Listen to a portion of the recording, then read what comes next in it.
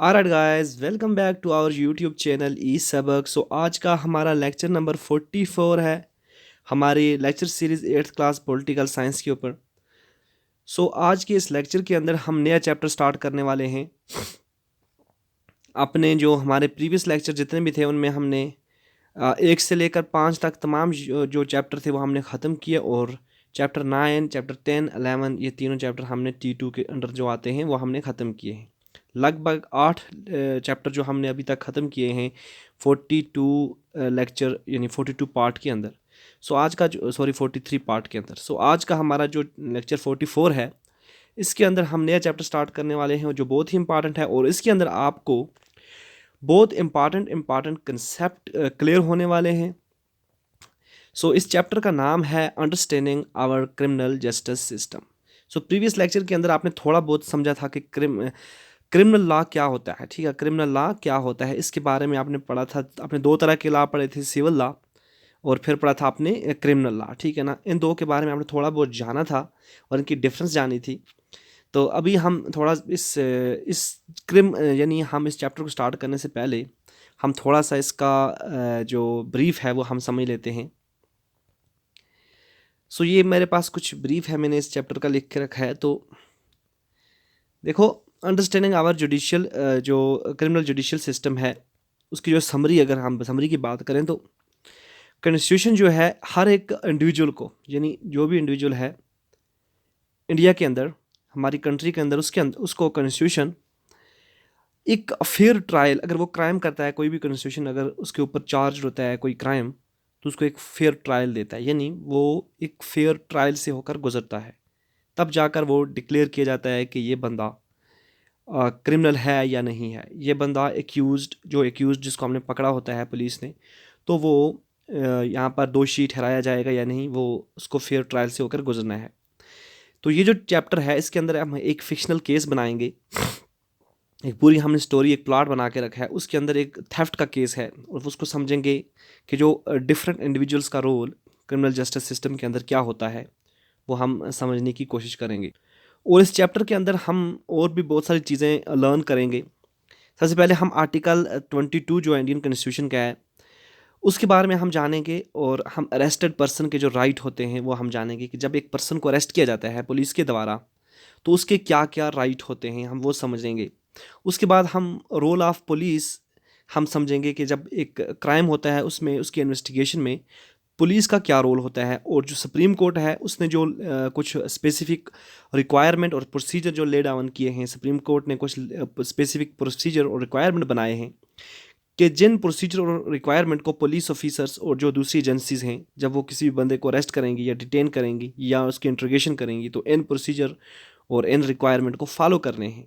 तो उनका नाम, उन गाइडलाइंस का नाम, उन प्रोसीजर और रिक्वायरमेंट का नाम DK बासु गाइडलाइंस हैं। वो भी हम समझेंगे कि कैसे नाम पड़ा है इनका। उसके बाद हम FIR के बारे में जानेंगे, फर्स्ट इन्फॉर्मेशन रिपोर्ट के बारे में जाएंगे। उसकी जब रजिस्ट्रेशन होती है तो किस तरह पुलिस जो इन्वेस्टिगेशन स्टार्ट करती है किसी भी क्राइम के अंदर। फिर जो जो हम जो सबसे ज़्यादा कंपलसरी है कि जो पुलिस ऑफिसर है किसी भी पुलिस स्टेशन का, वो FIR रजिस्टर करता है किसी भी पर्सन की इन्फॉर्मेशन के ऊपर।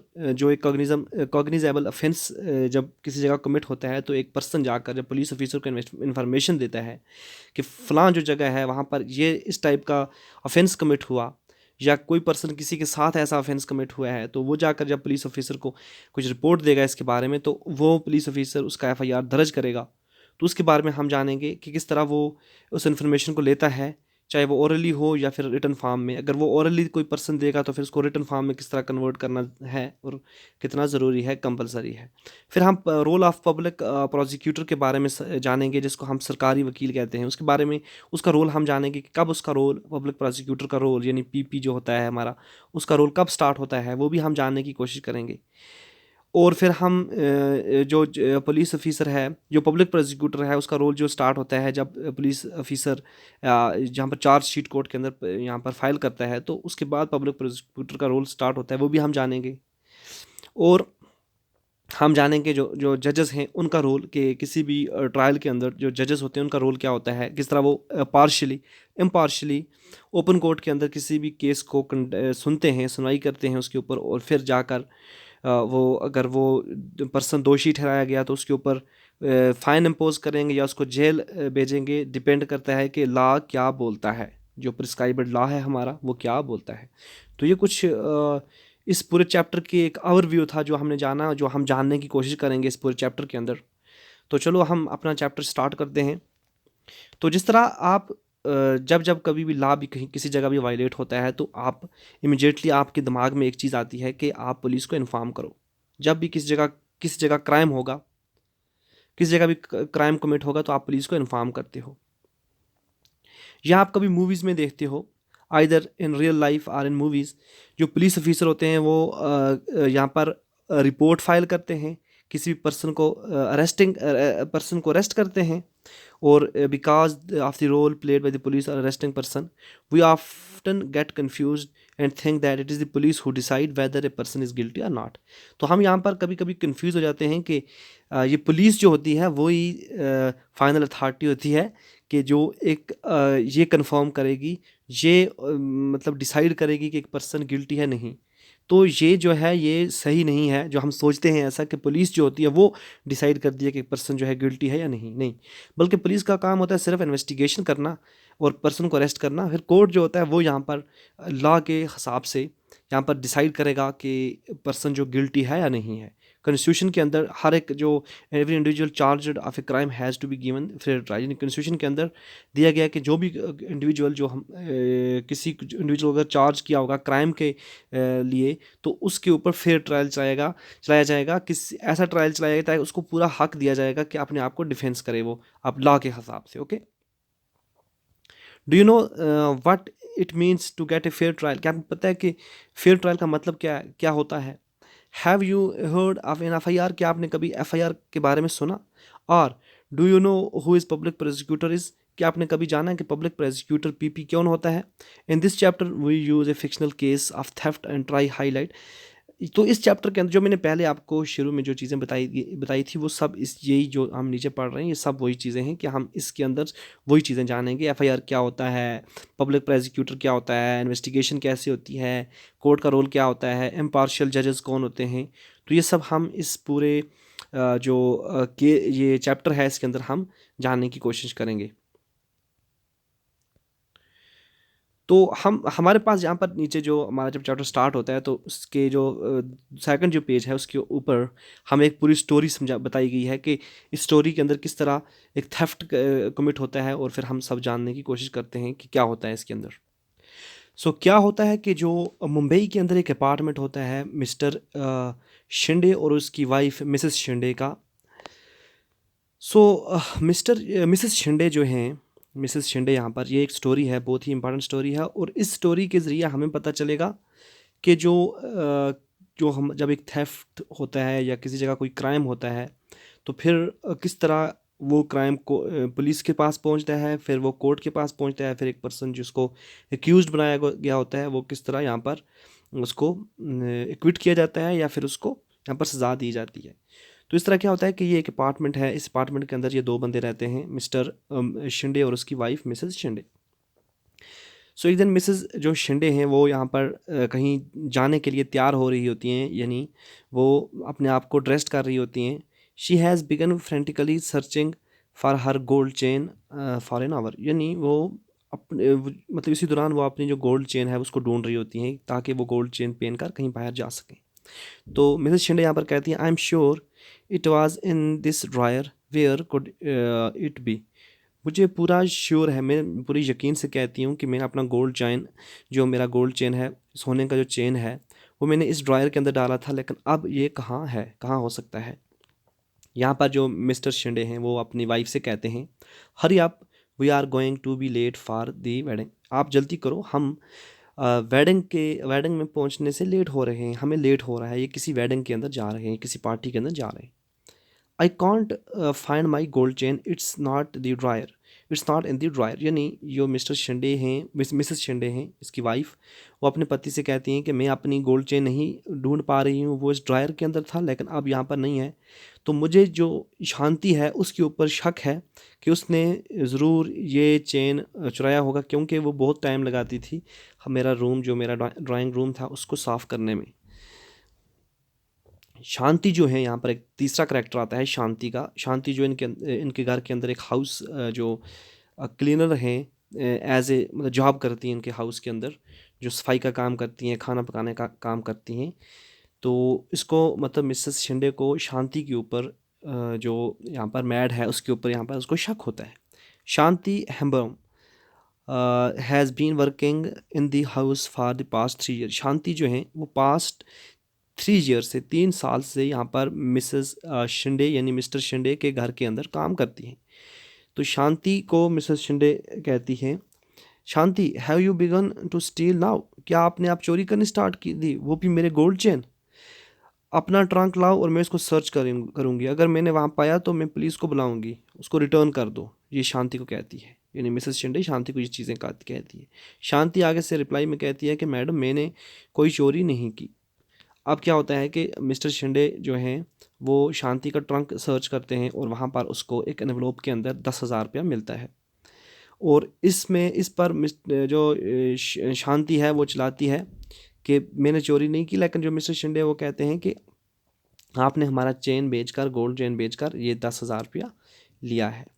अब शांति यहाँ पर कहती हैं, साहब my brother and have been saving this money over the last 1 year, यानी मैं और मेरे भाई ने लास्ट 1 साल से अपनी जो कमाई है उसको बचा बचा कर ये 10,000 रुपया जोड़ा है, ताकि हम दोनों गांव जाकर एक बुल खरीद सकें। ओके, अब क्या होता है यहाँ पर नेक्स्ट इसी स्टोरी के अंदर, जो मिस्टर शिंदे हैं has come to the police station, यानी अब यहाँ पर पूरी जो केस है उसकी पहले तो शुरुआत हुई, क्राइम कमिट हो गया। अभी तक हमने देखा कि एक क्राइम है वो कमिट हो चुका है, यहाँ पर चोरी हुई है, थेफ्ट हुआ है चेन का, और यहाँ पर जो चोर है जिसके ऊपर हमें शक है वो भी हमारे पास ही है। अब क्या होता है, मिस्टर शिंदे वो पुलिस स्टेशन के अंदर पहुँचते हैं और यहाँ पर इंस्पेक्टर को कहते हैं कि आप एक एफआईआर दर्ज कीजिए, मेरे घर के अंदर चोरी हुई है और मेरी मैडम का जो नेकलेस जो है, चेन जो है सोने का, वो चोरी हुआ है और हमारी जो मैड है शांति, हमें उस पर ऊपर शक है, तो आप इस एफआईआर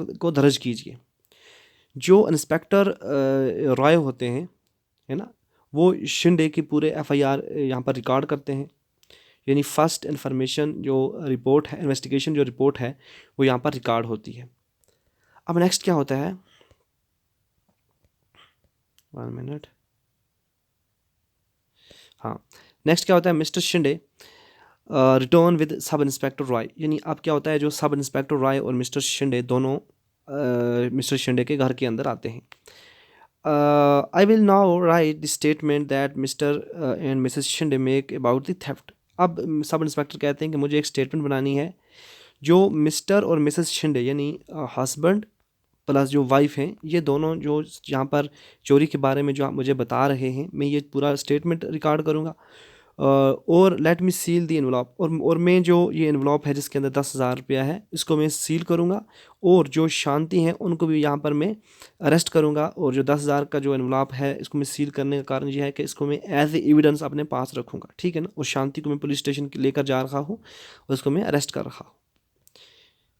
प्लीज़, यहाँ पर क्या कहती है, please don't let him take me, I have not stolen the chain. यहाँ पर शांति पुलिस इंस्पेक्टर से कहती है कि आप मुझे मत लीजिए, मैंने कोई चेन वेन चोरी नहीं किया है, ये मेरी कमाई है, ये मेरी मेहनत की कमाई है। ओके, सुशील शांति's ब्रदर। अब यहाँ पर जो शांति का ब्रदर है सुशील, वो यहाँ पर जब सुनता है कि शांति को यहाँ पर अरेस्ट किया गया है तो वो पुलिस स्टेशन के अंदर पहुँचता है, और सब इंस्पेक्टर जो रॉय हैं उनके आगे वो प्लीड करता है कि प्लीज़ शांति को रिलीज़ कीजिए, उसने कोई चोरी वोरी नहीं की है। सब इंस्पेक्टर कहते हैं, मिस्टर जो सुशील है उनसे कहते हैं, she has been arrested for the theft of a gold chain. इसको हमने, यानी इसको कहता है कि शांति को हमने इसलिए अरेस्ट किया है क्योंकि उसने गोल्ड चेन यहाँ पर चोरी की है। आप कोर्ट जाइए और वहाँ से जाकर बेल ऑर्डर लाइए। अब देखो हमारे पास एक नया वर्ड आता है बेल, ठीक है ना, बेल। तो हम समझेंगे, पहले तो हमारे पास एफआईआर आया, यानी एफआईआर रिकॉर्ड हुआ, तो आपको पता चल गया कि एफआईआर क्या होता है, फर्स्ट इन्फॉर्मेशन रिपोर्ट, यानी फर्स्ट इन्वेस्टिगेशन रिपोर्ट। यानी जब भी किसी जगह कोई क्राइम होता है तो कोई भी पर्सन जाकर पुलिस स्टेशन के अंदर जब उस क्राइम के बारे में बताता है तो पुलिस ऑफिसर अपने रजिस्टर के ऊपर एक रजिस्टर बनाया होता है जो गवर्नमेंट ने पुलिस स्टेशन के अंदर रखा होता है, तो उसके ऊपर वो पूरी इन्फॉर्मेशन यहाँ पर रिकॉर्ड करते हैं कि फ़लाँ जगह इतने बज कर इतने मिनट पर एक क्राइम यहाँ पर कमिट हुआ है, वो सब चीज़ें वहाँ पर रिकॉर्ड होती हैं, इसी को हम एफआईआर कहते हैं।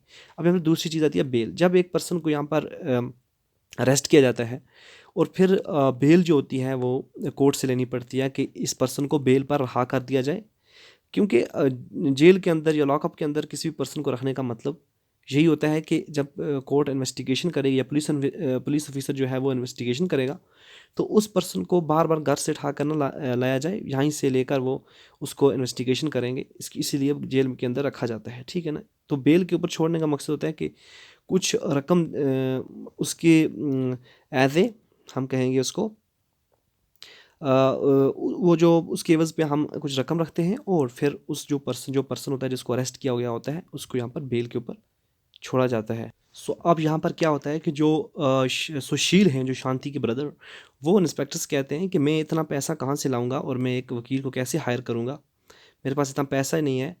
And who will stand as surety for her, यानी कौन मेरे लिए श्योरिटी यहाँ पर एज ए श्योरिटी यहाँ पर रहेगा।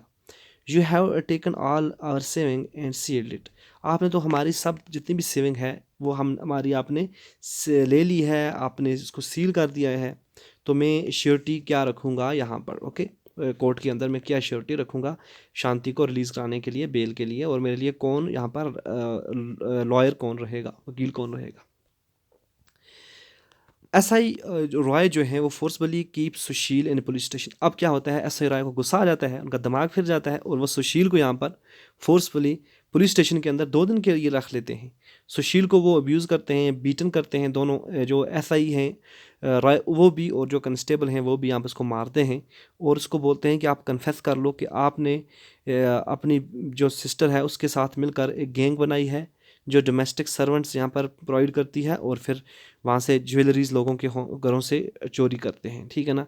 दे have been other complainants of theft of jewellery from Shinde's neighbours as Sushil keep repeating it as an innocent factory worker, the police let him go for 2 days, okay. तो ये सब चीज़ें यहाँ पर होती हैं। अब क्या होता है, although the court grant bail to Shanti after a month, यानी एक मंथ के बाद जो कोर्ट है यानी अदालत ने शांति को यहाँ पर बेल पर रहा कर दिया, बेल दे दी, ठीक है ना। She was unable to get anyone as to stand surety for her for Rs 20,000, court ने 20,000 यहाँ पर श्योरिटी रखी, लेकिन वो बेचारी अनएबल थी कि किसी को यहाँ पर एज श्योरिटी रखे। She therefore continue to be jail, इसलिए वो कंटिन्यू जेल के अंदर थी। She was in traumatized, she is worried about what will happen during the trial।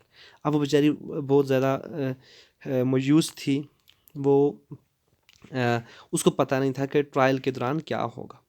what will happen to me, यानी मेरे साथ क्या हुआ। I haven't done anything wrong and yet I am behind bars just because madam suspect me। मैंने तो कुछ किया भी नहीं है लेकिन फिर भी मैं बार के पीछे हूँ, मैं जेल के में हूँ क्योंकि सिर्फ इसलिए कि मैडम जो है उसको मेरे ऊपर शक है। And the money that we have been saving will I ever get it back, क्या जो मनी मैंने सेव किया है पिछले 2-3 सालों से 10,000, वो क्या मुझे वापस मिलेगा। तो ये सब बेचारी जो शांति है वो जेल के अंदर बैठकर सोच रही है। अब यहाँ पर क्या होता है, जो पुलिस फाइल्स ए चार्ज शीट इन मजिस्ट्रेट्स कोर्ट। अब यहाँ पर पुलिस जो है वो पुलिस वालों ने यानी एसआई ने यहाँ पर चार्ज शीट यहाँ पर मजिस्ट्रेट के कोर्ट के अंदर यहाँ पर पेश की थी। Court give a copy of charge sheet including statement of witness to Shanti. अब यहाँ पर जो कोर्ट है वो यहाँ पर चार्ज शीट की एक कॉपी, चार्ज शीट का मतलब यही है कि जो इन्वेस्टिगेशन जिस दौरान उस पुलिस ऑफिसर ने यानी इंस्पेक्टर रॉय ने जो इन्वेस्टिगेशन यहाँ पर कंडक्ट की उसमें जो चीज़ें उसको मिली वो उस सब के ऊपर उसने एक रिपोर्ट तैयार की, उसी को हम चार्जशीट कहते हैं। और फिर वो जाकर मजिस्ट्रेट के सामने पेश करेगा कि हाँ हमें ये चीज़ें एज एविडेंस मिली हैं और हमने ये चीज़ें हासिल की हैं इस दौरान, ठीक है, ये इन्फॉर्मेशन हमें मिली है। तो इसी की एक कॉपी जो एक्यूज्ड है यानी शांति उसको दी जाती है।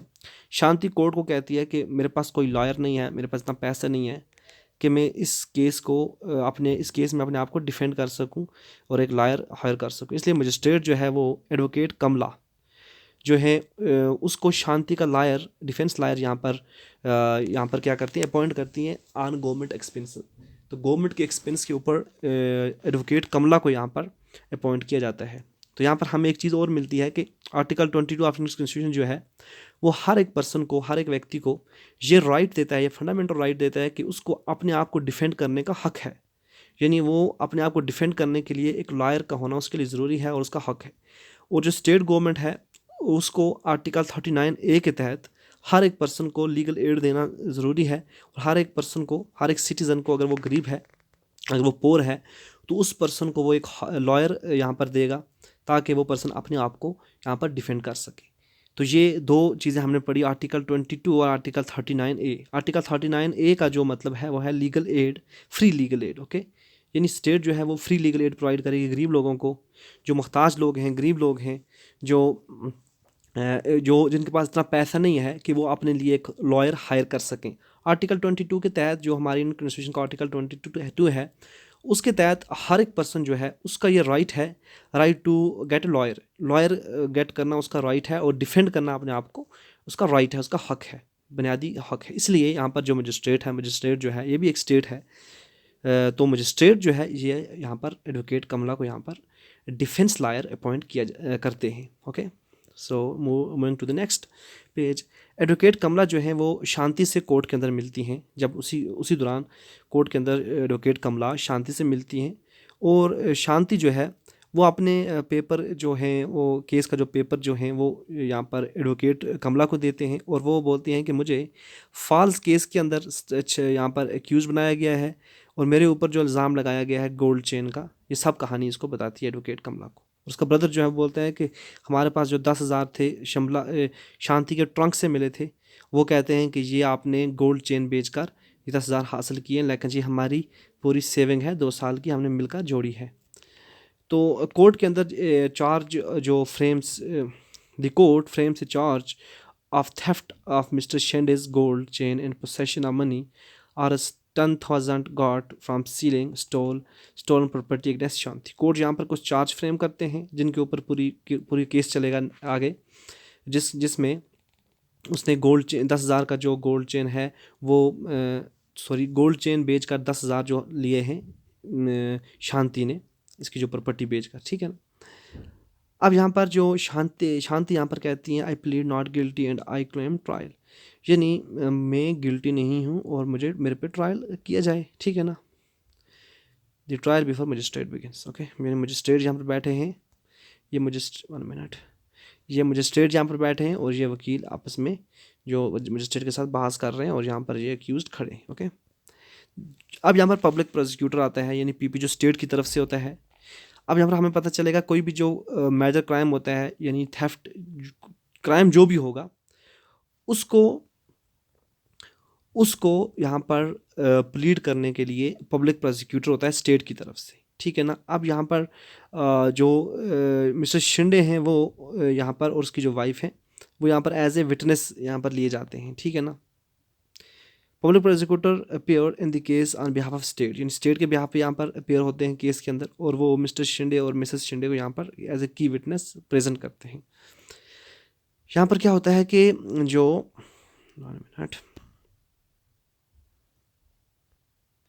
तो अब यहाँ पर जो लॉयर हैं वो इनसे कहते हैं, जो शिंदे हैं उनसे कहते हैं, जो पब्लिक पीपी हैं जो कहते हैं कि आप मुझे बताओ कि आपका चेन किस तरह मिस हुआ, how did the gold chain go missing. Okay, अब जो यहाँ पर मिसेस शिंदे हैं वो कहती हैं पीपी से, पब्लिक प्रोसिक्यूटर से कहती हैं कि मैंने अपना चेन ड्रायर के अंदर रखा था और कोई भी हमारे घर में आउटसाइड से नहीं आया, हमारा जो रूम है उसके अंदर सिर्फ शांति जाती थी।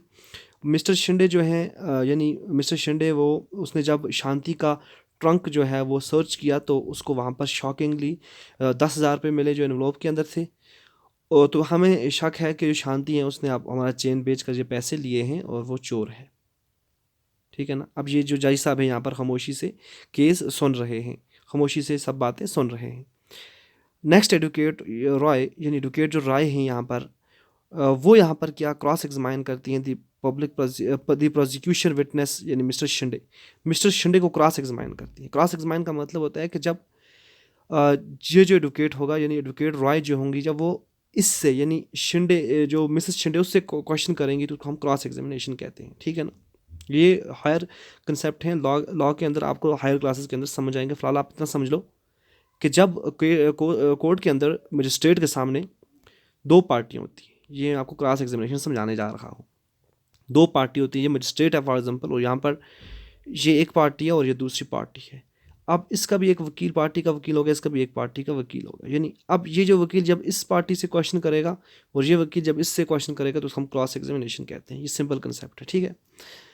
अब यहाँ पर क्या होता है, मिसेस जो एडवोकेट रॉय हैं वो मिसेस शिंदे से यहाँ पर क्वेश्चन करती हैं। So what you are basically saying is that you did not see Shanti steal the chain. यानी आपका बेसिकली कहने का मतलब ये है कि आपने कभी भी शांति को चेन स्टील करते हुए, चोरी करते हुए नहीं पकड़ा, यानी आपने शांति को रंगे हाथों नहीं पकड़ा। Not did you recover the chain on Shanti, ना ही आपने शांति के पास से चेन को रिकवर किया। Also in the 3 year that she is worked for you, और 3 साल से ये आपके पास काम कर रही है और इसने कभी भी आपके हाउस के अंदर चोरी नहीं की, और आप इसको रेगुलरली 10,000 पर मंथ सैलरी पे भी कर रही हो। यही कहने का मतलब है आपका। शांति ने कहा कि यस, यही कहने का मतलब है। अब चलते हैं हम आगे। Advocate Roy examine Sushil and his employer as defence witness. Advocate Roy जो हैं वो सुशील को, यानी जो सुशील हैं और उसका जो employer, as defence witness through their testimony she is able to show that the 10,000 rupee found in Shanti's tank could well be earning by Sushil and Shanti. अब जो एडवोकेट रॉय हैं वो यहाँ पर एग्जामाइन करती हैं सुशील के एम्प्लॉयर को भी, जिसके पास सुशील काम करता है डिफेंस विटनेस के तौर पर, और फिर वहाँ से वो ये चीज़ें हासिल कर लेती है कि 10,000 रुपये जो है वो शांति के ट्रक में जो था वो सुशील ने और शांति ने मिलकर जोड़ा था, क्योंकि सुशील हैं उसके जो एम्प्लॉयर हैं उसको पता है यहाँ पर पूरा, ठीक है ना, क्योंकि उसने बोल के रखा था कि हम 10,000 रुपये जोड़ रहे हैं ताकि हम एक बुल खरीद सकें। अब यहाँ पर ट्रायल आगे चलता है, और जब ट्रायल नज़दीक पहुँचता है, कंप्लीशन के नज़दीक खात्मे पर पहुँचता है, Sushil learn that inspector Sharma had busted a gang of young man. Sushil को यहाँ पर पता चल जाता है कि जो इंस्पेक्टर शर्मा है, ठीक है, एक अलग इंस्पेक्टर है इंस्पेक्टर शर्मा, वो यहाँ पर उन्होंने एक गैंग को यहाँ पर बस्टेड पकड़ा है, एक आदमियों की गैंग को पकड़ा है जिन्होंने बहुत सारी ज्वेलरी यहाँ पर शिंडेज नाइबरहुड यानी शिंडे के पड़ोसियों से जो ज्वेलरी यहाँ पर चोरी की गई है एक गैंग ने, तो वो इंस्पेक्टर शर्मा ने यहाँ पर पकड़ी है।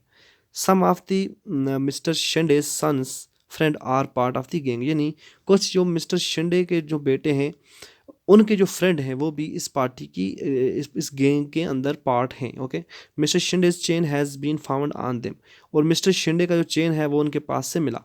सुशील tell advocate Roy about this, advocate Roy को सुशील इस पूरी माजरे के बारे में बताता है। एडवोकेट रॉय जो है वो अब इंस्पेक्टर शर्मा को कॉल करती हैं और एज ए डिफेंस विटनेस के तौर पर वो कोर्ट के अंदर इंस्पेक्टर शर्मा को लाती हैं, क्योंकि इंस्पेक्टर शर्मा को पता है कि जो मिस्टर जो शिंडे हैं, मिसेस शिंडे और मिसेस शिंडे, उनका जो चेन है वो किसके पास है, और उन्होंने जो गैंग पकड़ी है उसके बारे में पूरा इंस्पेक्टर शर्मा को पता है, क्योंकि उन्होंने ही यहाँ पर गैंग को बस्टर्ड किया है। द जज hears the testimony of all the witness. अब जज जो है यहाँ पर पूरे विटनेस की यहाँ पर गवाही सुनते हैं। जब गवाही रिकॉर्ड की जाती है इंस्पेक्टर शर्मा की, एडवोकेट रॉय जो हैं वो आर्ग्यू करते हैं बिफोर द जज that it has now been established that Shanti is innocent and she and should be acquitted। और यहाँ पर एडवोकेट रॉय जो हैं वो कोर्ट को कहती हैं कि अब हमें पूरी इस पूरे किस्से से, इस पूरे माजरे से पता चला कि जो शांति है वो यहाँ पर इनोसेंट है और उसको यहाँ पर रहा किया जाए, छोड़ा जाए, ठीक है ना। शांति, अब जो जज साहब हैं वो बोलते हैं, काफ़ी देर के बाद जज साहब ने अपना मुंह खोला और वो यहाँ पर शांति को बोलते हैं, you are hereby acquitted. आपको जो चार्ज थेफ्ट की चार्ज लगाई गई थी उसमें आप यहाँ पर एक्विट हो, आप बरी हो। Police will hand over to you the 10,000। Police जो है वो आपको 10,000 रुपये हैंड ओवर करेंगी जो आपने जो पुलिस ने यहाँ पर सील किया हुआ है। इन दी रिटर्न जजमेंट, इस रिटर्न जजमेंट के अंदर मतलब जज कहता है, मैं ये पॉइंट पे हाईलाइट करूँगा कि जो एस आई रॉय जो हैं, यानी सब इंस्पेक्टर रॉय जो हैं, उसने जो यहाँ पर इन्वेस्टिगेशन कंडक्ट की वो बहुत ही गंदी इन्वेस्टिगेशन थी और बहुत ही नाकस इन्वेस्टिगेशन थी, जिसकी वजह से मिस्टर शांति आपको जेल के अंदर इतना टाइम गुजारना पड़ा। तो अगर हम सिंपल में बात करें तो ये पूरा जो हमने ऊपर स्टोरी पढ़ी from the above incident, you can see that the four key players in the criminal justice system. आपको इस पूरे जो ऊपर हमने स्टोरी पढ़ी इससे पता चला कि चार जो मेन चीज़ें क्रिमिनल जस्टिस सिस्टम के अंदर, चार मेन चीज़ें होती हैं। पहली जो चीज़ है वो पुलिस है, क्योंकि जब किसी जगह क्राइम कमिट होता है तो हम पुलिस के पास जाते हैं, हम थोड़ी ना सीधा कोर्ट में चले जाएंगे, नहीं, पहले हम पुलिस के पास जाएंगे, ठीक है। द पब्लिक प्रोसिक्यूटर, पुलिस के बाद पब्लिक प्रोसिक्यूटर का रोल यहाँ पर आता है। पब्लिक प्रोसिक्यूटर के बाद डिफेंस लॉयर का रोल आता है, ठीक है ना। एक होता है दो दो वकील होंगे, क्योंकि जाहिर बात है केस जो होंगे उसके अंदर दो वकील होंगे, दो पार्टियाँ होंगी तो दो वकील होंगे। एक जो होगा वो पब्लिक प्रोसिक्यूटर होगा, पीपी, और दूसरा होगा डिफेंस लॉयर, यानी दूसरी तरफ से वो लॉयर जो एक्यूज को यहाँ पर रिप्रेजेंट कर रहा होगा। और फिर लास्ट पे जजेस, जज जो है वो यहाँ पर जो था एक की फीचर है क्रिमिनल जस्टिस सिस्टम का। You have seen the role each of them played the above case. आपने ऊपर अपने इस पूरी स्टोरी के अंदर इन सब का रोल, अलग अलग रोल आपने देखा। Now let us try understand their roles more generally. अब हम नीचे इनके रोल पढ़ेंगे कि क्या क्या रोल हैं इनके जनरल में हम पढ़ेंगे रोल क्या क्या है। अब पूरी स्टोरी आपको समझ आ गई, एक बार स्टोरी को हम रिकॉल कर लेते हैं और अच्छी तरह रिकॉल करते हैं अपने अपने अल्फाज के अंदर। सबसे पहले क्या होता है कि चोरी होती है, ठीक है ना, क्राइम कमिट होता है, यहाँ पर क्राइम कमिट हो गया। अब जिसके साथ क्राइम कमिट हुआ है वो पुलिस स्टेशन में जाएगा और यहाँ पर एफआईआर दर्ज होगा। क्या होगा? एफआईआर दर्ज होगा, ठीक है।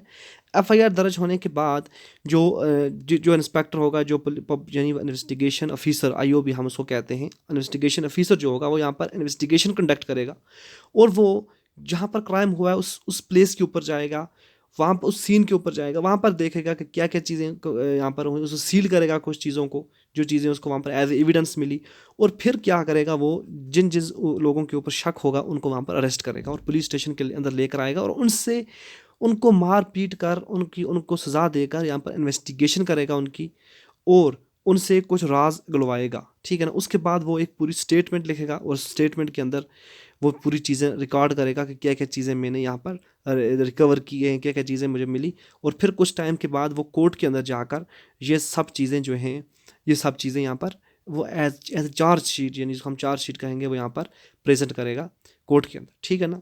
और फिर कोर्ट के अंदर क्या होगा कि जो कोर्ट है वो यहाँ पर जो अक्यूज्ड पर्सन जो होंगे उनको यहाँ पर उस पूरी चार्ज शीट की एक फ़ाइल कापी देगा, और फिर जो अक्यूज पर्सन होंगे वो यहाँ पर अपने लिए एज ए कोई लॉयर ढूंढेंगे, या उनको स्टेट प्रोवाइड करेगी अगर वो गरीब हैं। अगर वो गरीब नहीं है तो वो वहाँ पर अपने लिए एक लॉयर ढूंढेंगे, और जो लॉयर उनका होगा वो लॉयर उनके लिए यहाँ पर केस लड़ेगा, और फिर जाकर वो उस पूरे केस के ऊपर बहस होगी, और बहस होने के बाद फिर जज साहब जो हैं वो यहाँ पर कुछ एविडेंस भी रिकॉर्ड करेंगे, विटनेस को यहाँ पर बुलाया जाएगा। जो विटनेस इस केस के अंदर पब्लिक प्रोसिक्यूटर बोलेंगे या फिर जो डिफेंस लॉयर हैं वो अपनी तरफ से कुछ विटनेस लाएंगे, और वहाँ पर फिर क्रॉस एग्जामिनेशन होगी, जो हमने पढ़ी क्रॉस एग्जामिनेशन।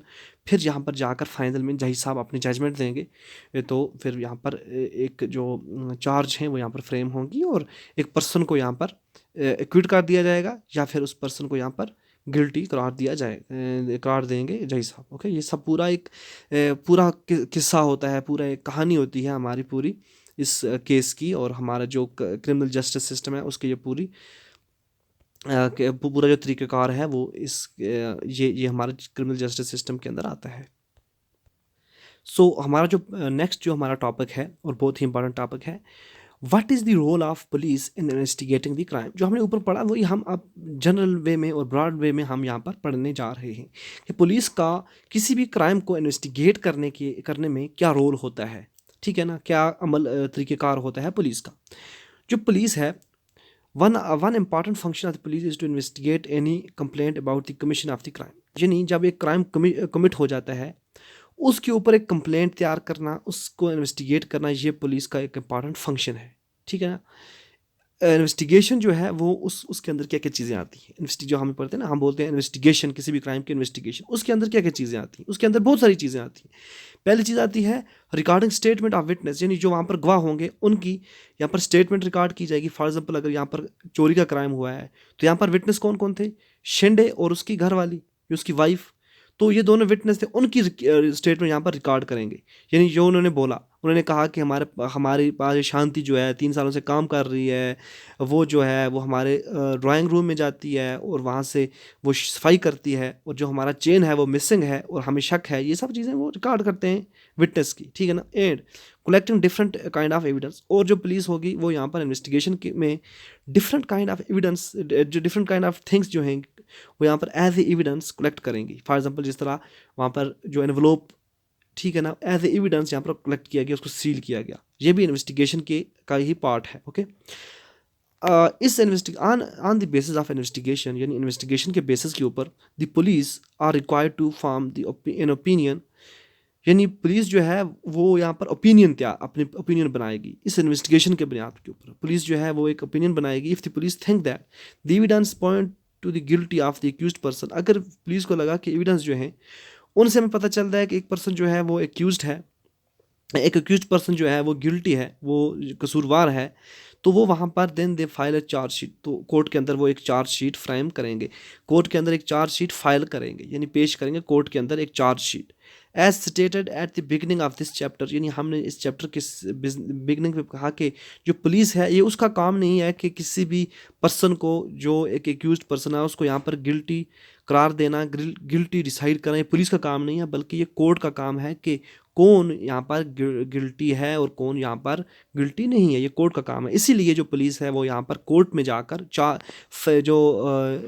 शीट है वो यहाँ पर फाइल करती है। चार्ज शीट के अंदर पुलिस की जो सब चीज़ें लिखी गई होती हैं कि हमने क्या क्या किया, पूरी इन्वेस्टिगेशन जो कहानी लिखी गई होती है वो चार्ज शीट के अंदर होती है।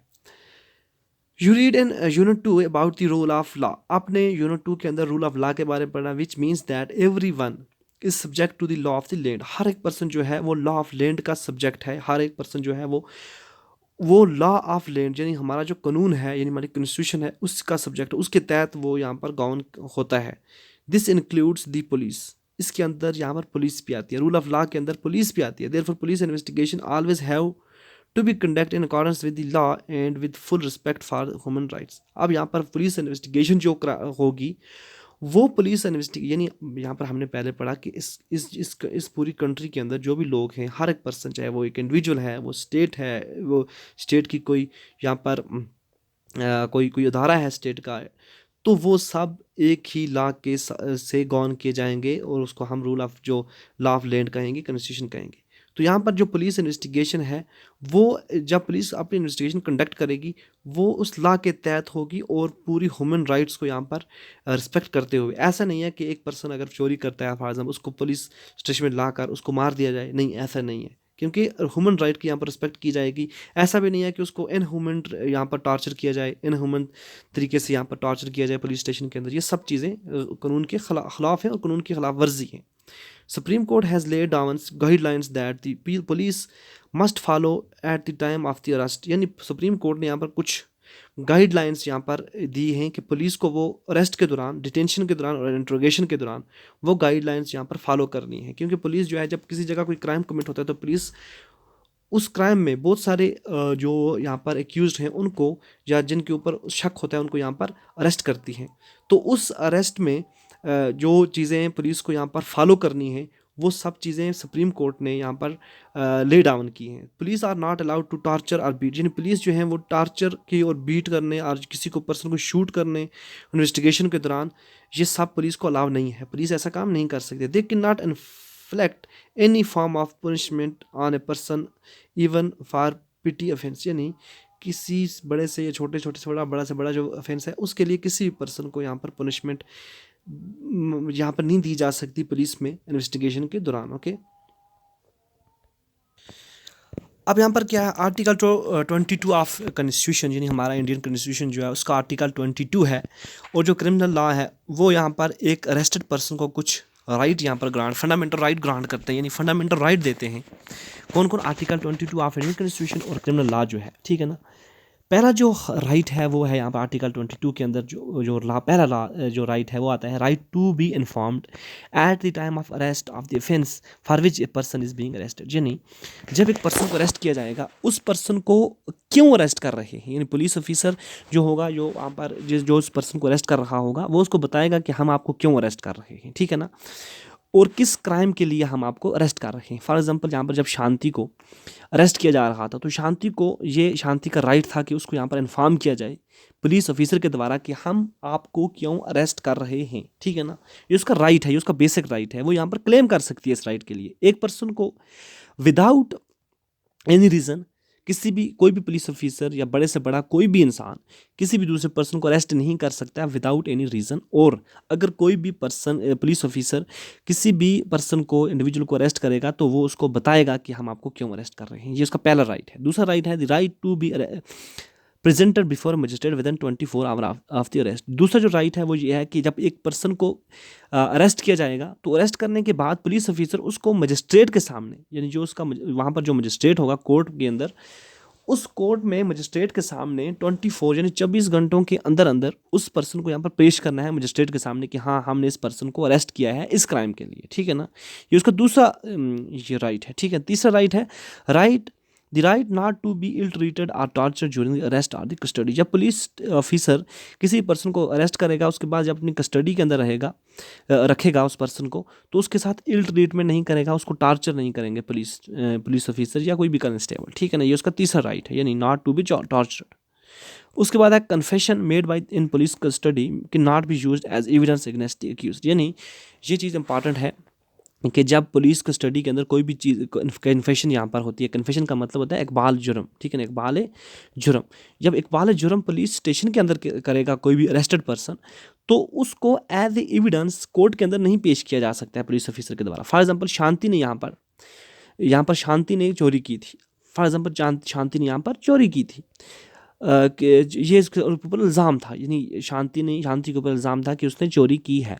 अब उसको पुलिस ऑफिसर ने, यानी इन्वेस्टिगेशन ऑफिसर ने यहाँ पर पुलिस के अंदर लेकर आया उसको, और उसको फॉर एग्जांपल उसको टॉर्चर करे। वो वहाँ पर टॉर्चर करने के बाद शांति जो है उसको बोले पुलिस ऑफिसर कि आप बोल दो कि आपने वो जो चेन है वो चुराया है, ठीक है ना। अगर शांति यहाँ पर बोल देती है कि वो डर के मारे कि अब मैं अगर ना बोलूँगी तो मुझे मारेगा और पुलिस ऑफिसर, तो इस डर के मारे वो बोल देती है, यहाँ पे इसको हम कन्फेशन कहते हैं। तो वो जो है फॉर एग्जांपल जो बोलेगी वो तब उसकी स्टेटमेंट रिकॉर्ड कर लेगा या उसकी वीडियोग्राफी कर लेगा, तो कोर्ट के अंदर इसको एज एविडेंस नहीं पेश कर सकते, क्योंकि पुलिस ऑफिसर जब किसी भी पर्सन को मार कर टॉर्चर करके उससे जो चीज़ें अगलवाता है तो वो एज ए यहाँ पर एविडेंस पेश नहीं हो सकती कोर्ट के अंदर, ठीक है ना, एक्यूज्ड पर्सन के against. A boy under 15 years of age and women cannot be called the police station only for questioning। यानी एक बॉय जो है 15 साल से छोटा और एक वुमेन जो है उसको पुलिस स्टेशन के अंदर यहाँ पर नहीं बुलाया जा सकता है क्वेश्चन के लिए।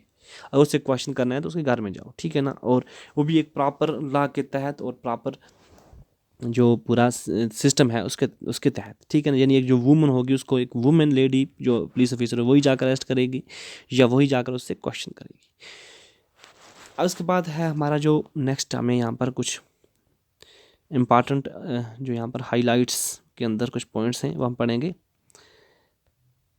असल में सुप्रीम कोर्ट ने कुछ गाइडलाइंस, यानी जिनको हम DK बासु गाइडलाइंस कहते हैं, वो गाइडलाइंस यहाँ पर सुप्रीम कोर्ट ने फ्रेम किए हैं कि अगर जब किसी भी पर्सन को डिटेन किया जाएगा, उसको अरेस्ट किया जाएगा या उसको इंट्रोगेशन के लिए किसी पर्सन को लिया जाएगा पुलिस ऑफिसर के द्वारा, तो उस पुलिस ऑफिसर को कुछ यहाँ पर गाइडलाइंस, कुछ प्रोसीजर, कुछ रिक्वायरमेंट यहाँ पर फॉलो करने हैं। पहला जो है कि हर एक पुलिस ऑफिसर जो है वो अपने साथ एक clear, accurate and visible identification and name tag लेकर जाएगा, और जिसके ऊपर उसका नाम और डिजिग्नेशन लिखी होगी। यानी जो छाती के ऊपर जो डिजिग्नेशन जो टैग होता है जिसके ऊपर एक पुलिस ऑफिसर का नाम लिखा होता है और शोल्डर के ऊपर उसकी डिजिग्नेशन लिखी थी कि वो कौन है, SI है, ASI है, वो क्या है, उसकी पूरी डिजिग्नेशन लिखी होगी। वो एक प्रॉपर, यानी इन शॉर्ट के वो पुलिस ऑफिसर जो जब किसी पर्सन को अरेस्ट करने के लिए जाएगा तो वो एक प्रॉपर यूनिफॉर्म में होगा।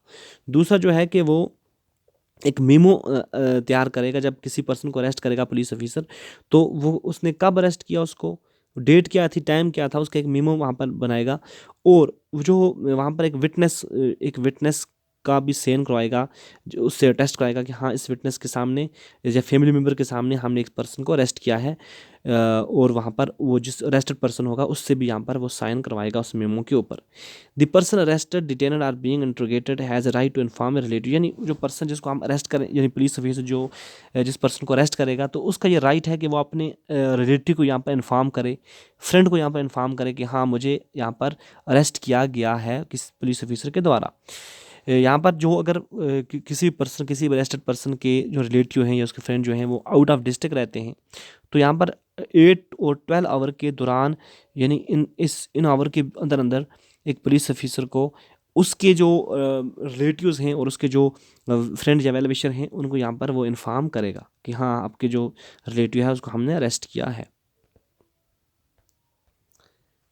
सो मूविंग टूवर्ड आवर नेक्स्ट जो हमारा जो पेज है, यहाँ पर कुछ हमारे पास क्वेश्चन हैं जो हम इस चैप्टर को ख़त्म करने के बाद जानेंगे, क्योंकि हमें इस चैप्टर को ख़त्म करने के बाद अच्छी बहुत सारी इन्फॉर्मेशन हमारे पास आ चुकी होगी और इन क्वेश्चन का जो आंसर है वो हम अच्छी तरह दे पाएंगे।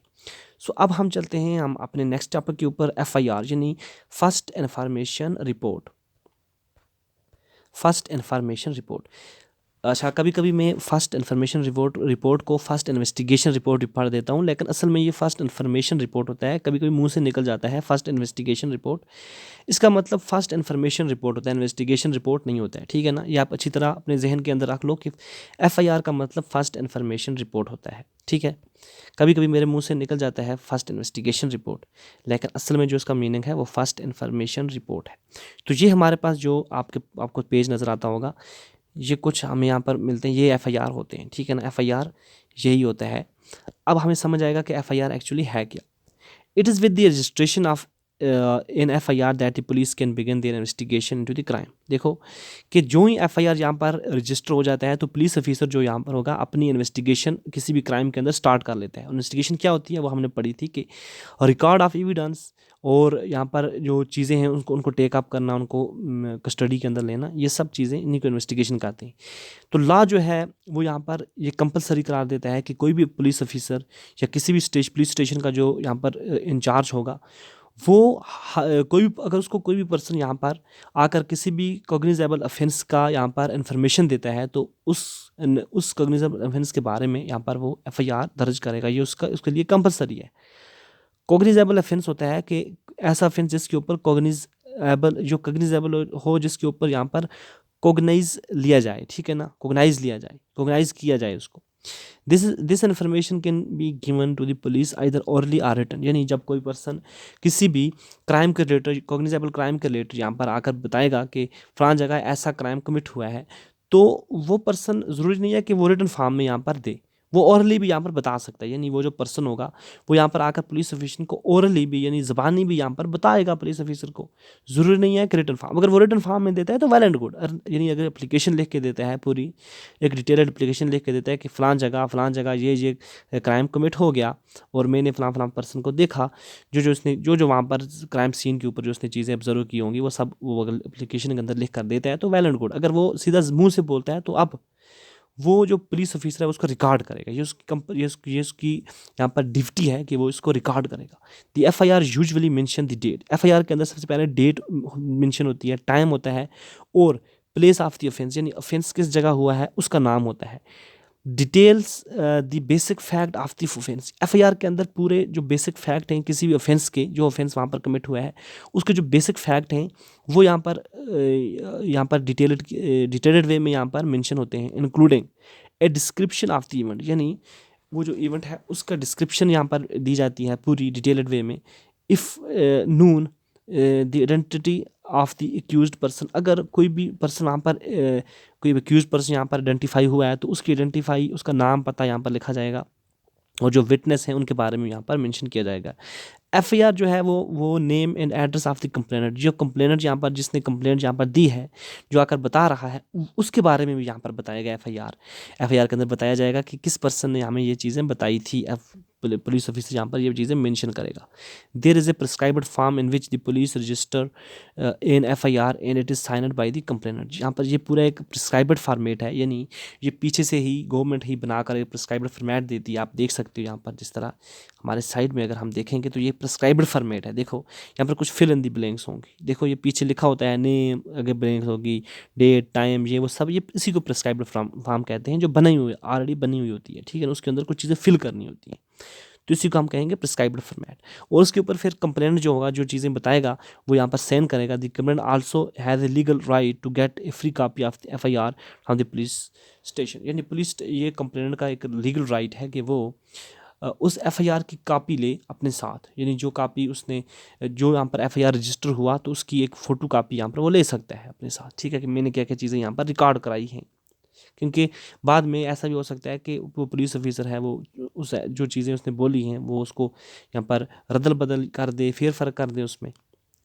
अब देखो यहाँ पर हमारे पास नेक्स्ट जो टॉपिक आता है वो है what is the role of public prosecutor. What is the role of public prosecutor, यानी जो पब्लिक प्रोसिक्यूटर है, जो हमारा PP है, जो हमारा गवर्नमेंट वकील जो है, सरकार की तरफ से जो हमारे वकील होते हैं, उनका क्या रोल है किसी भी, यानी हमारे क्रिमिनल जस्टिस सिस्टम के अंदर, क्रिमिनल ऑफेंस के अंदर, क्राइम के अंदर, क्रिमिनल लॉ के अंदर पब्लिक प्रोसिक्यूटर का क्या रोल है। सो जैसा कि हमें पता है कि जो एक क्रिमिनल ऑफेंस होता है, यानी एक क्रिमिनल ऑफेंस जो होगा उसको यहाँ पर पब्लिक रॉन्ग रिगार्ड किया जाएगा, यानी वो एक ऑफेंस, जो क्रिमिनल ऑफेंस होता है वो पब्लिक रॉन्ग होता है, वो पूरी सोसाइटी के अगेंस्ट होता है। अगर फॉर एग्जांपल कोई भी क्राइम कमिट होगा तो वो जिस पर्सन के साथ कमिट होगा, वो सिर्फ ये नहीं है कि वो उसी पर्सन के साथ कमिट हो, नहीं, बल्कि वो पूरी सोसाइटी के साथ कमिट हुआ, यानी उसके अंदर जो विक्टिम होगा वो सिर्फ वो पर्सन नहीं होगा सिर्फ, बल्कि पूरी society as a whole victim होगी। फॉर एग्जांपल हमने यहाँ पर डोवरी डेथ के अंदर पढ़ा था कि जो यहाँ पर प्रीवियस चैप्टर के अंदर हमने सुधा केस के बारे में पढ़ा था कि सुधा किस तरह डोवरी की वजह से डेथ होगी उसकी, और किस तरह जो लक्ष्मण और उसकी फैमिली हैं वो यहाँ पर जो लक्ष्मण और उसकी फैमिली हैं उन्होंने सुधा का यहाँ पर मर्डर किया। अब क्या होता है कि यहाँ पर जो ये जो क्राइम था सुधा, ये डोवरी डेथ, ये सिर्फ सुधा के साथ नहीं हुआ बल्कि पूरी सोसाइटी के साथ हुआ, और उसके अंदर जो स्टेट है उसने यहाँ पर रिप्रेजेंट किया इस केस को against Lakshman Kumar and others, ठीक है ना। और इसीलिए हम देखते हैं कि उस केस के अंदर जो टाइटल था केस का वो था Delhi administration versus Lakshman Kumar and others, ठीक है ना। सिमिलरली दूसरा जो केस था हमारा जो हमने ऊपर पढ़ा था, उसके अंदर स्टेट वर्सेस शांति हेम्ब्रम था, ना कि मिस्टर शेंडे वर्सेस शांति हेम्ब्रम, ठीक है ना। क्योंकि कोई भी क्राइम जो होता है ना, आप ये समझ लो कोई जो क्राइम होता है वो एक पर्सन के अगेंस्ट नहीं होता है, यानी जो पर्सन यहाँ पर अफेक्ट होगा वो उसके अगेंस्ट नहीं होगा बल्कि पूरी सोसाइटी उससे अफेक्टेड होगी। यहाँ पर फॉर एग्जांपल जिस तरह किसी एक बंदे का यहाँ पर कत्ल होता है तो वो सिर्फ उस बंदे का कत्ल नहीं हुआ बल्कि पूरी इंसानियत का कत्ल हुआ, ठीक है ना। इसीलिए हम कहते हैं इसको क्राइम। ये सिविल क्राइम, ये सिविल रॉन्ग नहीं है बल्कि ये पब्लिक रॉन्ग है, ठीक है, ये पूरा पब्लिक रॉन्ग है। Okay, in court it is the public prosecutor who represent the interest of the state, यानी कोर्ट के अंदर जो पब्लिक प्रोसिक्यूटर होगा वो स्टेट के इंटरेस्ट को यहाँ पर रिप्रेजेंट करेगा, यानी जो स्टेट होगी उसके जो इंटरेस्ट होंगे किसी भी केस के अंदर उसको रिप्रेजेंट पब्लिक प्रोसिक्यूटर करेगा। The role of public prosecutor began once the police has conducted the investigation and filed the charge sheet in the court. अब देखो जो पब्लिक प्रोसिक्यूटर है उसका रोल कब स्टार्ट होता है, उसका रोल तब स्टार्ट होता है जब जो पुलिस ऑफिसर होगा वो इन्वेस्टिगेशन कंडक्ट करेगा और उसके बाद चार्ज शीट कोर्ट के अंदर पेश करेगा। चार्ज शीट पेश करने के बाद पब्लिक प्रोसिक्यूटर का यहाँ पर रोल स्टार्ट हो जाता है। He she has no role to play in the investigation. Public prosecutor का इन्वेस्टिगेशन के अंदर कोई रोल नहीं होता है, पब्लिक प्रोसिक्यूटर का इन्वेस्टिगेशन के अंदर कोई रोल नहीं होता है, वो इन्वेस्टिगेशन कंडक्ट नहीं करता है बल्कि वो जो इन्वेस्टिगेशन ऑलरेडी पुलिस ऑफिसर ने कंडक्ट की होती है उस इन्वेस्टिगेशन के हिसाब से ही वो केस को प्रेजेंट करता है। The public prosecutor must conduct the prosecution on behalf of the state, ठीक है ना। 1 मिनट प्लीज़, इसको थोड़ा सा मैं ज़ूम कर लेता हूँ। हाँ अब ठीक है। अब देखो जो पब्लिक प्रोसिक्यूटर होगा यहाँ पर प्रोसिक्यूशन स्टेट के बिहाफ पर कंडक्ट करेगा और वो as an officer of the court वो उसका ये पूरी ड्यूटी है कि वो इम्पार्शल रहेगा। ऐसा नहीं है कि वो यहाँ पर झूठ के सहारे से काम ले, नहीं, वो इम्पार्शल रहेगा और वो जो मटेरियल फैक्ट होंगे, जो विटनेस होंगे, जो एविडेंस होंगे उनको कोर्ट को पेश करेगा और कोर्ट को यहाँ पर वो हेल्प करेगा, जजेस को यहाँ पर हेल्प करेगा किसी भी केस की इन्वेस्टिगेशन को लेकर, और उस केस के ऊपर जो जजमेंट आएगी उसमें कोर्ट को यहाँ पर जो है पब्लिक प्रोसिक्यूटर हेल्प करेगा। यानी जो लॉयर होते हैं कोर्ट के अंदर उनकी ड्यूटी होती है कि वो कोर्ट को हेल्प करें इम्पार्शल रहकर, ठीक है, वो झूठ का सहारा ना लें, ये लॉयर्स की ड्यूटी होती है। अब हम नेक्स्ट पढ़ते हैं, what is the role of जजेस, यानी जज का यहाँ पर रोल क्या है, जज का काम क्या है। द जज is like an umpire in a game and conduct the trial impartially and in open court. जज जो है वो एक तरह का एम्पायर है, यानी जिस तरह एक गेम के अंदर एम्पायर होता है, क्रिकेट के अंदर एक एम्पायर होता है, वो डिसाइड कर देता है कि ये वाइड बॉल है, ये वाइड बॉल नहीं है, ये आउट है या नहीं है।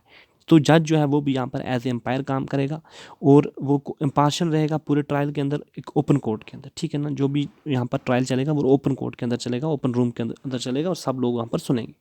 द जज hairs all the witness and if other evidence presented by the prosecution and the defense, यानी जो डिफेंस लॉयर जो होंगे और जो प्रोसिक्यूशन जो होगा, पीपी जो होगा, वो जो भी एविडेंस यहाँ पर पेश करेगा, जो भी विटनेस पेश करेगा, तो जज उसको उनको सुनेगा, ठीक है, चुपचाप से सुनेगा। The judge decide whether the accused person is guilty or innocent on the basis of evidence presented in accordance with the law, यानी जो लॉ के तहत जो भी एविडेंस यहाँ पर प्रेजेंट करेंगे उनके बिहाफ पर, उनकी बेस पर जज जो है वो यहाँ पर डिसाइड करेगा कि एक पर्सन जो है वो यहाँ पर क्या है, वो यहाँ पर क्या कहते हैं इसे, गिल्टी है या नहीं है, ठीक है ना, गिल्टी है या नहीं है। If the accused is convicted, यानी जो एक्यूज जो है वो अगर कन्विक्टेड हुआ, देन द जज प्रोनाउंस द सेंटेंस, अगर उसको कन्विक्ट कर दिया गया, यानी उसको अगर सज़ा दी गई या उसको वो गिल्टी करार दिया गया, तो जज जो है यहाँ पर वो लॉ के हिसाब से बताएगा कि इसकी क्या सेंटेंस है, इसको कौन सी सज़ा मिलेगी, क्या इसको उम्र कैद मिलेगी, इसको जेल में होगी कुछ टाइम के लिए, इसको फ़ाइन इम्पोज होगा, तो ये चीज़ें वो सब जज यहाँ पर प्रोनाउंस करेगा। If he send the prisons to jail or impose a fine or both, he may send the person to jail or impose a fine or both, यानी वो किसी भी पर्सन को जेल के अंदर भेज सकता है, जो पर्सन यहाँ पर गिल्टी करार दिया जाए, वो फाइन यहाँ पर इम्पोज कर सकता है या फिर दोनों चीज़ें यहाँ पर लगा सकता है लॉ के हिसाब से, depending on what the law prescribe, यानी ये डिपेंड करता है कि लॉ ने क्या बोला है। लॉ के हिसाब से जज जो है वो बोलेगा कि हाँ इस पर्सन को कौन सा यहाँ पर फाइन किया जाए, उसको जेल के अंदर भेजा जाए, तो या उसके ऊपर दोनों चीज़ें यहाँ पर लगाई जाए। What is fair trial, fair trial क्या होता है।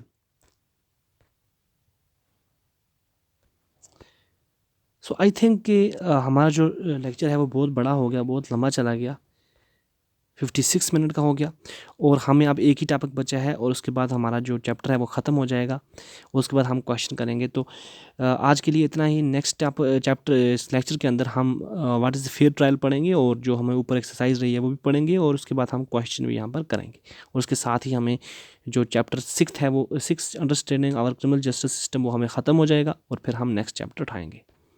सो आज के लिए इतना ही, मिलते हैं हम अपने नेक्स्ट चैप्टर के अंदर, तब तक के लिए खुदा हाफिज़।